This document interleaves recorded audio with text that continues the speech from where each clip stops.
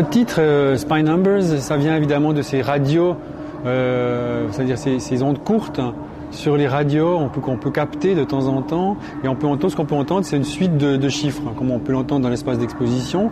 Ça fait des décennies que ça existe, donc c'est quelque chose qui utilise le réseau hertzien, les ondes courtes qu'on peut entendre sur la radio, et on ne sait pas vraiment qui les utilise. On imagine que ce sont les ambassades, les trafiquants d'armes, les agents secrets, etc.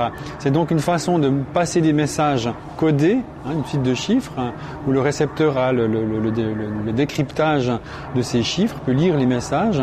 Et donc on sait aujourd'hui, par exemple, que sur Internet, de toute façon tout peut se lire, les pigeons voyageurs se font capturer, les gens qui se font torturer parlent. Donc le seul outil, je dirais, efficace de codage reste quand même une méthode très traditionnelle, qui est la méthode qui passe par les ondes hertziennes. Si je parle des ondes hertziennes, c'est parce qu'on vient de faire une exposition qui s'appelait Gakona, basée sur des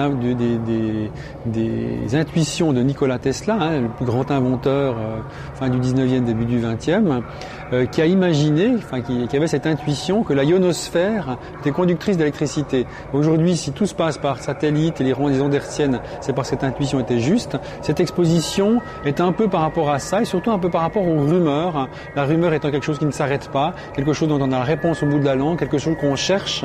Et cette exposition est justement autour de ça, autour de cette absence, cette présence à moitié révélée, à moitié cachée. Et finalement, l'art contemporain, c'est aussi quelque chose dont on a la réponse au bout de la langue. On la cherche, mais c'est pas forcément la réponse qui nous intéresse, c'est tout le procédé, toute la tension qui émane en fait de cette recherche.